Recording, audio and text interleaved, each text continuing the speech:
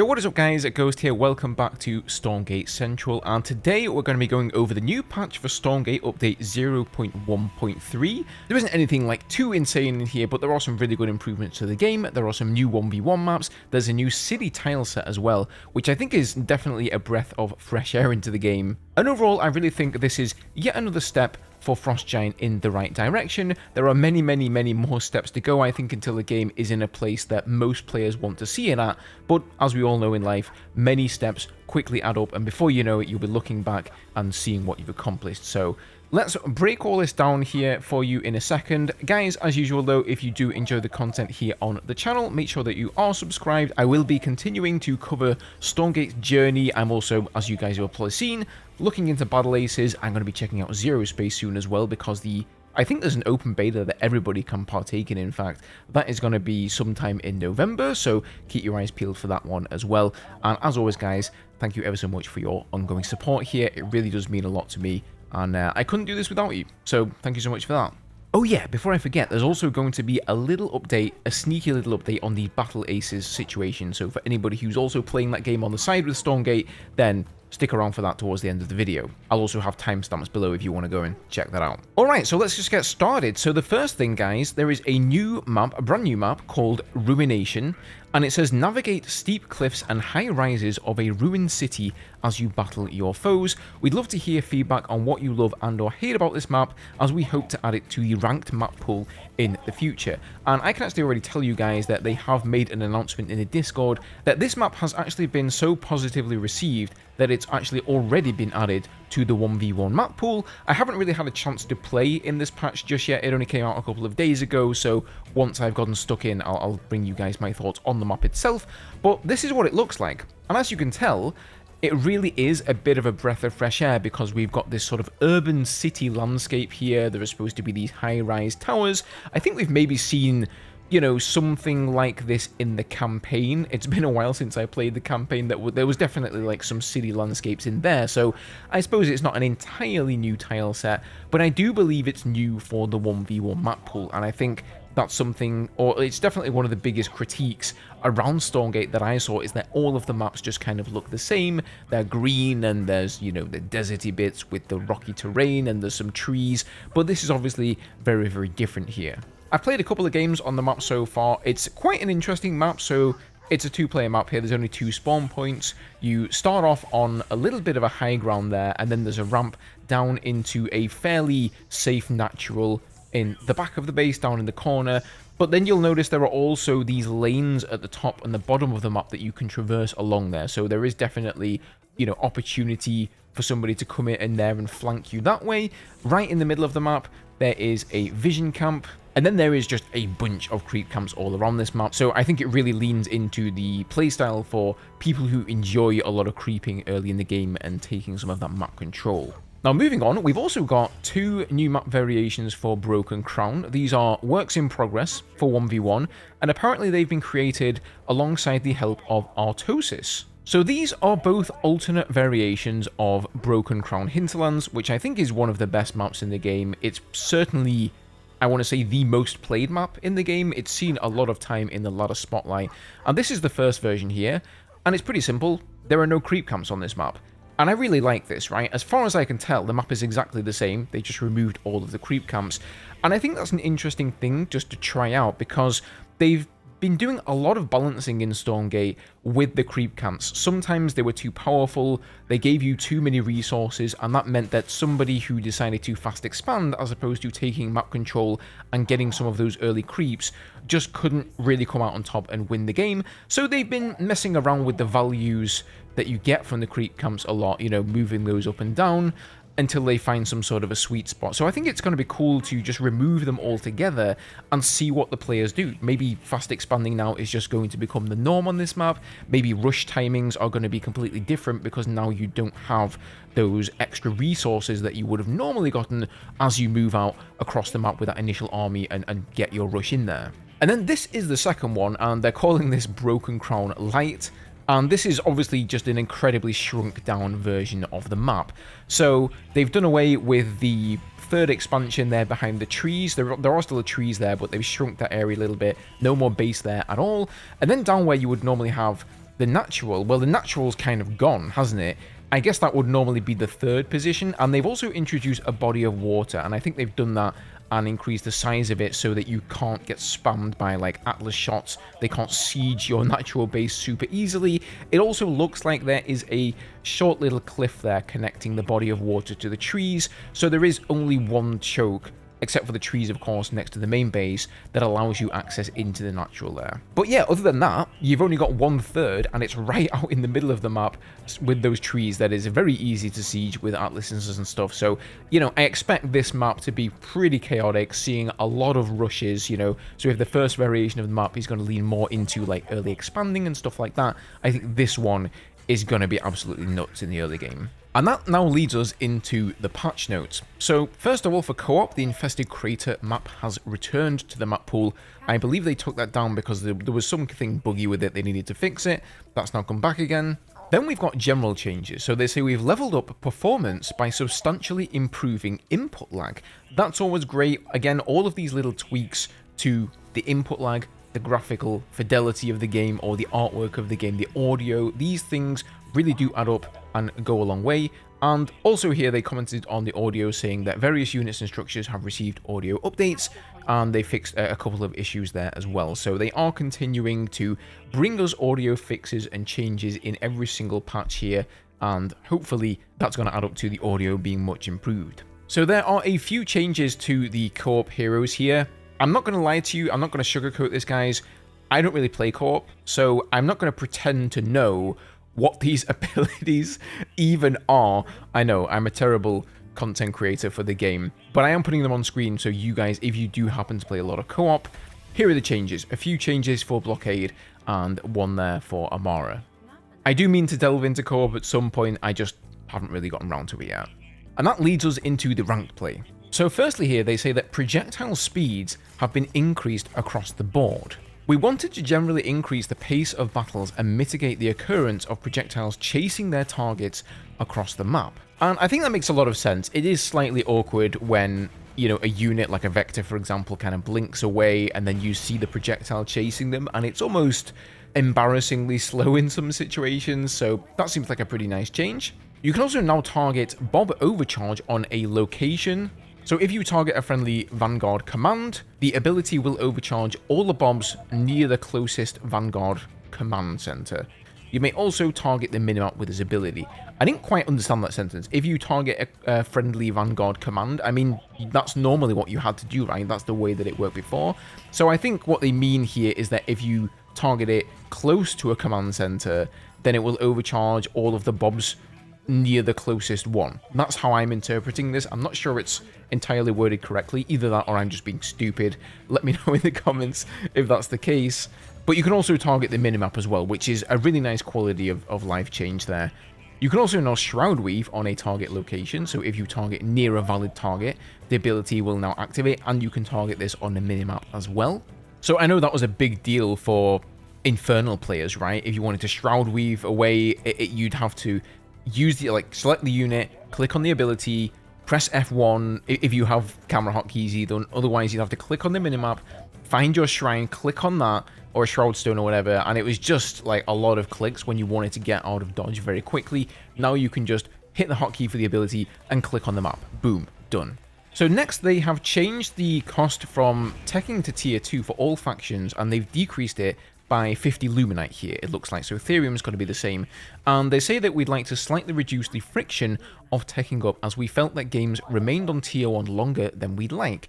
In addition, we saw situations where it was difficult to counter a tier 1 unit because its intended counter was on tier 2. So again, another great change there. I'm all for games getting into those slightly more higher technological units, getting up to that tier 2 a little bit faster. I think that's just fun for everybody. Next, we have some pretty big changes to faction abilities. So firstly, Bob Overcharge Armor Granted has been decreased from 50 all the way down to 25. Shroud Stones spawned from Shroud Stone Manifestation no longer receive a damage bonus, and Sovereign's Watch, the charge up time for that one has increased from 90 seconds to 120. And they say here that all three abilities, which allowed players to defend themselves in a pinch, created situations that de-incentivized attacking or harassment. We plan to make a large pass at these types of abilities in the future, but for now, we'll be tuning their power level. And I agree with this one as well. I do think a lot of these abilities, these defensive abilities, are a little bit too powerful. I think they always have been. They've seen many iterations, Bob Overcharge being, and Sovereign's Watch as well, two of the main ones there that have just gone back and forth on the power level. But in general, I think they are some of the most powerful factional abilities that we've seen in like any RTS game, really. Moving on to the Vanguard, we have a change for the damage for the Scout. So it's going to do the same damage here, really, against everything except creeps. It's now getting +5 extra damage to creeps instead of the +3 versus light that it had before. So I guess this is going to apply versus like all creeps though as well.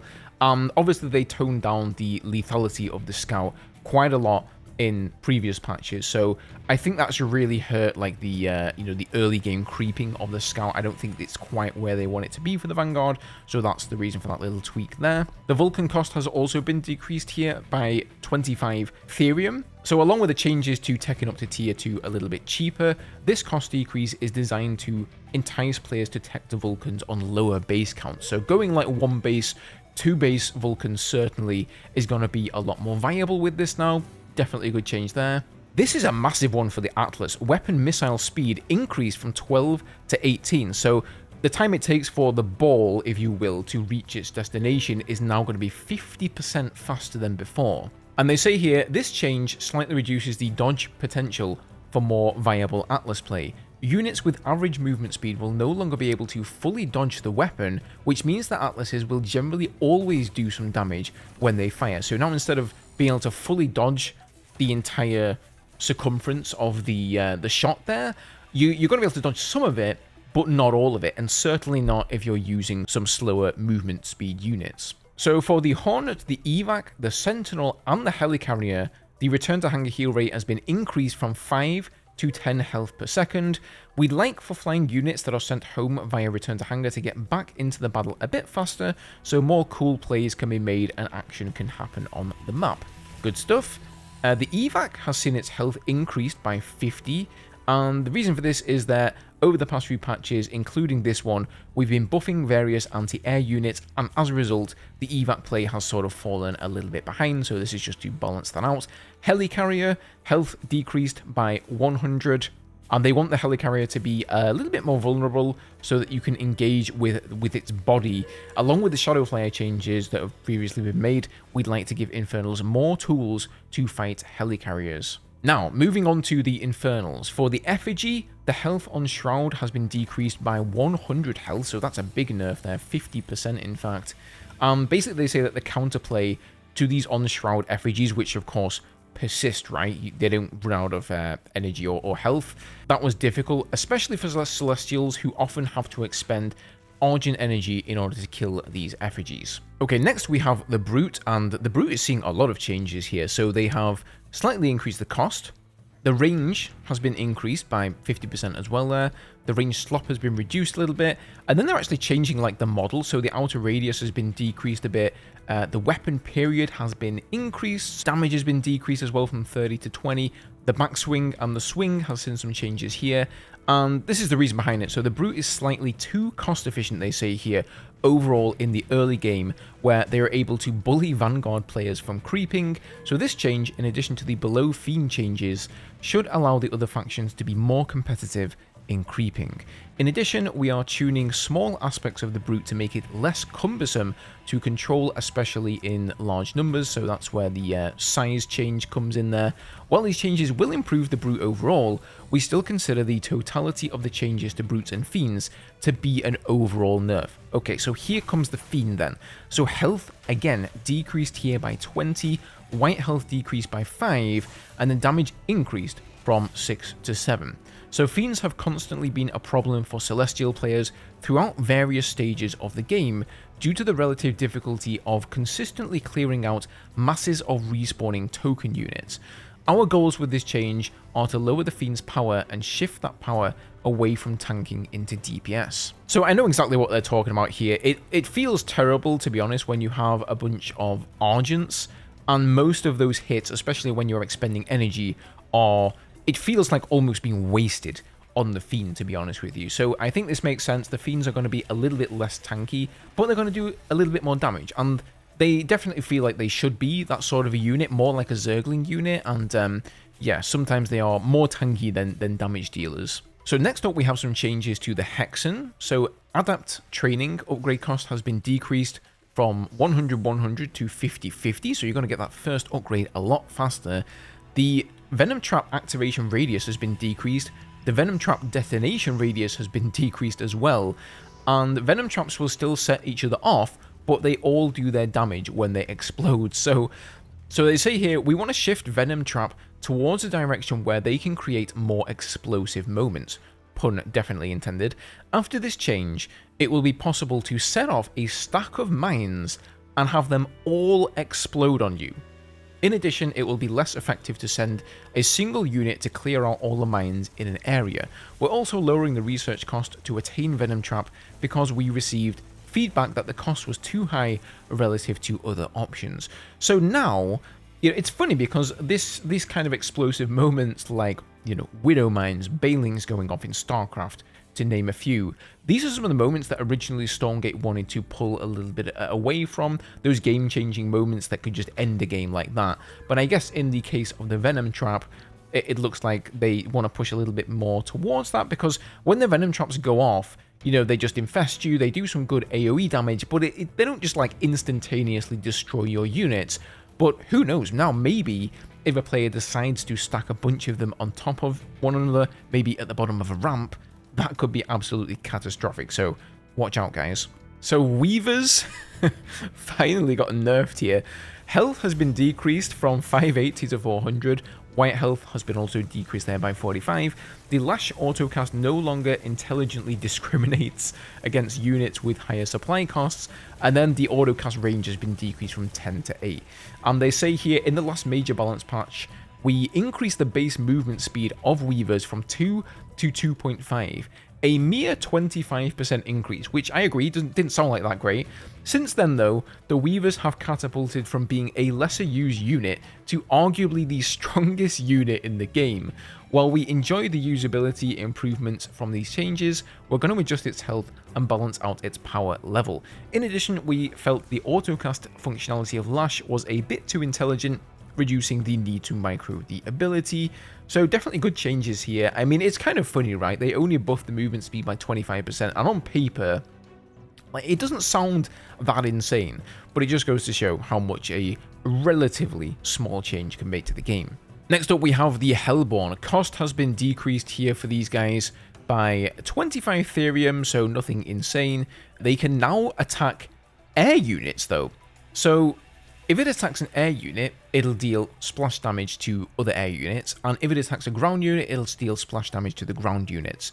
So they say the Hellborn was flagged as an underpowered unit relative to its artillery peers prior to researching its tier 3 upgrade, and definitely agree with that. Like, the Atlas is way better than the Hellborn. Our goals with this set of changes are to grant Infernals a long-range ground-to-air option, more greatly differentiate the unit relative to its counterparts, and make it a more attractive unit overall before its tier 3 upgrade. So I do like this. You know, I suppose it's fine in some ways if it's weaker than the Atlas, because, well, it's not as difficult to get than the Atlas in terms of the tech tree, but now it can also attack air, which sets it apart from the Atlas. So now the Atlas is fine being more powerful because it can't attack airs. So each of these units now has these like different pros and cons. And I think that's really what you want to go for in an RTS. You want units that fill the same role. Like, yes, all of the various races, they need some kind of a siege unit, right? But at the same time, you don't just want them to be like copy-paste of each other. So anything that sets them apart like that is, I think, an interesting idea. Okay, now we've got the Shadow Flyer. Primary damage increased from 50 to 50, and then plus 20 to heavy, and then the Splash has seen the same treatment here, so it's gotten 10 to heavy. And they say we'd like to tune Shadow Flyers to be a bit better against low numbers of highly armored air units, such as helicarriers and arc fortresses. So slamming a bunch of these into a helicarrier should be a lot more effective now. Okay, finally, we have the Celestial changes, guys. So Power Surge, first off here, the Power Surge production structure build speed bonus has been decreased from 50% down to 25%. And they say, we felt that Power Surge is part of the equation that too efficiently enables early game rushes, proxies, and pushes. So definitely agree that like that is what really enabled it. Like being able to pump out units so much faster, especially from fewer buildings, was incredibly powerful. But that's a pretty hefty nerf, like 25% to that 50% increased build speed there. Like, is 25% now going to be worth it over simply building like more creation chambers or just more production structures? I don't know. That's going to be very interesting to see what the pros do with that. Sovereign's Watch, it can now be used to attack structures, and it can now be used to attack workers. What? I mean, you can probably tell I haven't read these patch notes yet, guys. But this is a big surprise to me because it used to be able to attack workers, and then they took that away. So, what do I have to say about this? We'd like to revert a change we made to Sovereign's Watch that was aimed at preventing certain types of cheese. With other nerfs to Sovereign's Watch, edits to certain maps, and edits to the map pool, we no longer believe this is as much of an issue, and we'd like to help Celestials defend certain early game static defense rushes.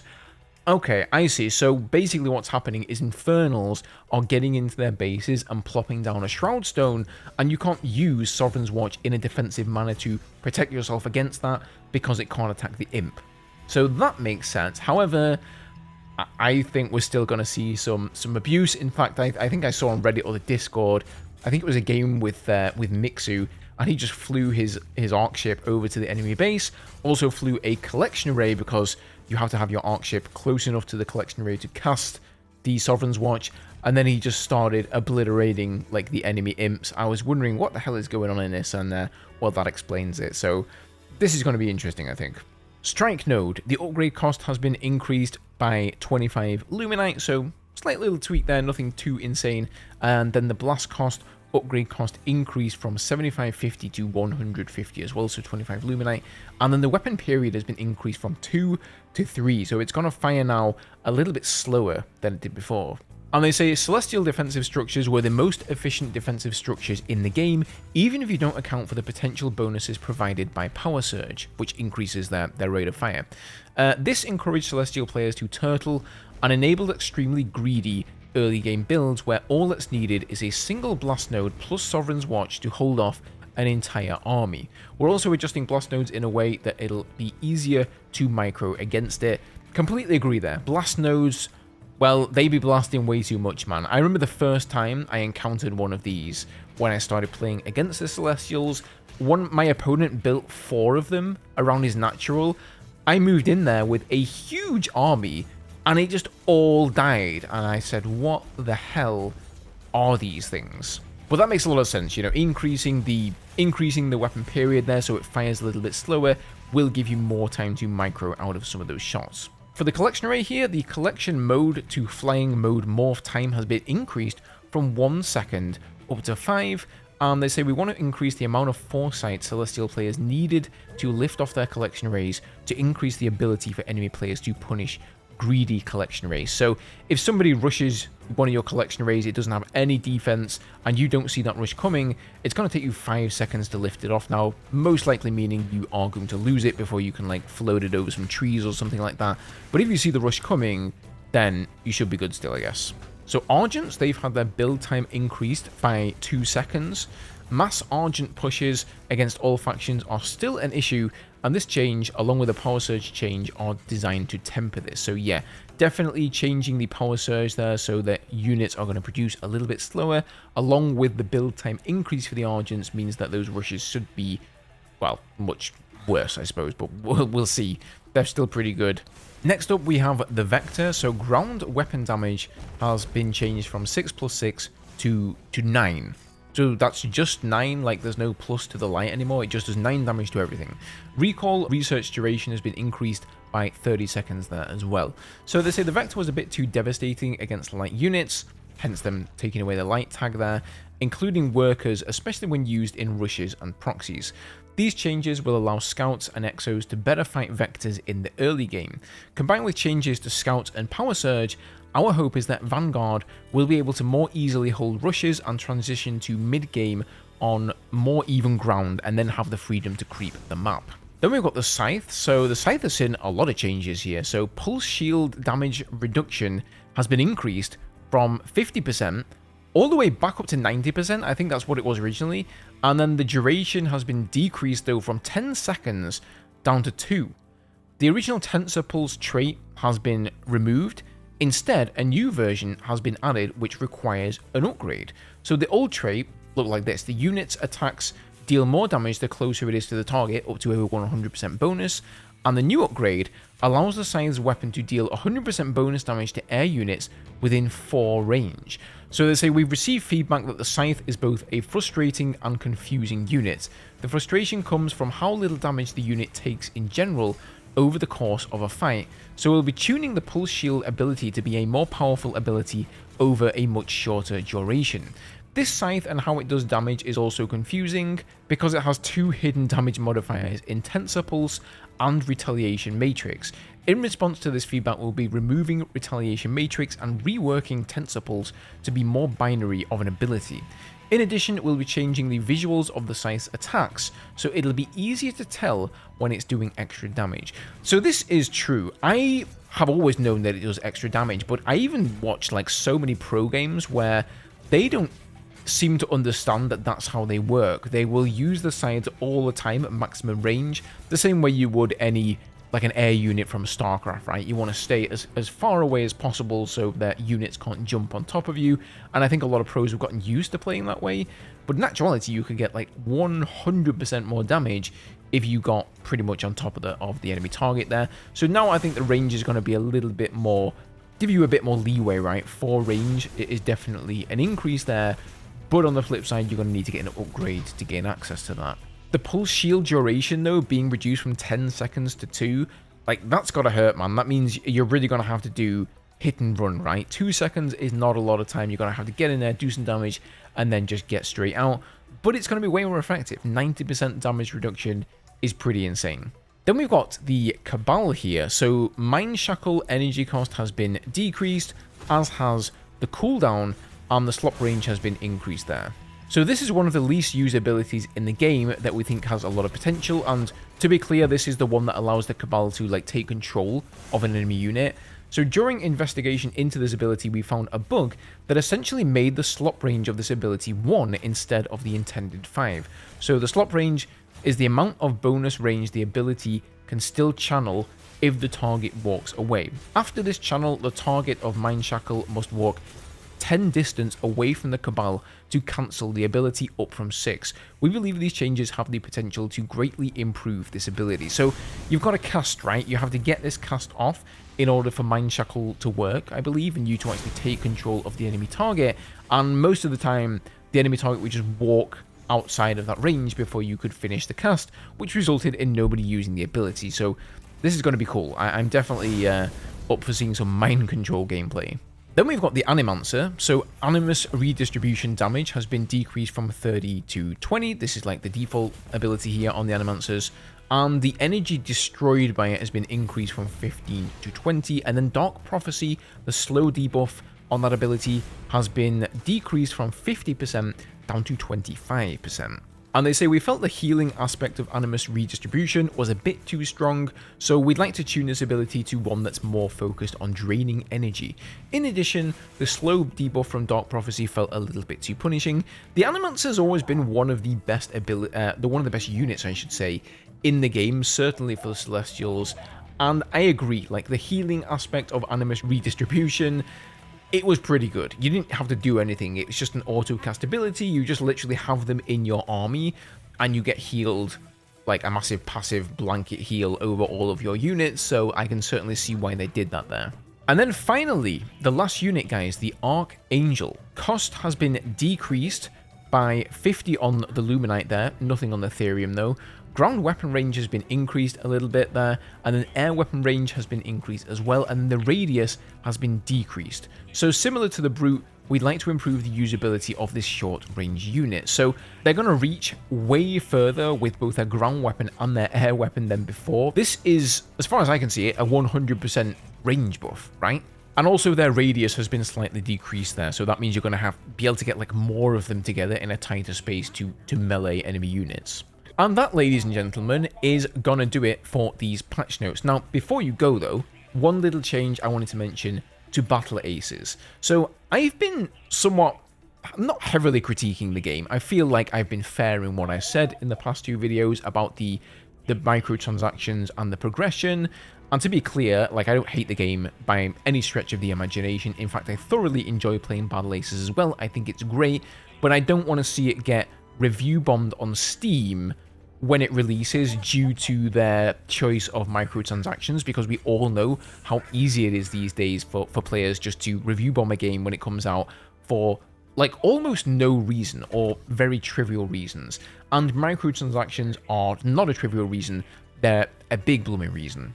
So they haven't come to a conclusion on the microtransaction front yet, but on the side of progression, they have actually just given every single player in the current beta a bunch of war credits. So I think if you log in and you play one round, like 1v1, 2v2, doesn't matter, you will receive, I believe, 21,000 war credits, which according to them should be enough to buy and purchase every single unit that is available in the beta. So if you were somebody who stopped playing because you couldn't unlock the units that you wanted to, you can go in there now, unlock everything, and have a play around in the way I feel like it should have been from the start of the beta. So that's pretty cool. Just wanted to give you guys a heads up on that anyway. If you don't play battle aces, then well, what are you still doing here? Anyway, thank you guys so much for watching the video today. As always, subscribe if you want to stay up to date with Stormgate and battle aces, Zero Space, RTS games in general. I'm going to be covering them here on the channel. But otherwise, have a good one, guys. I'll see you all in the next video.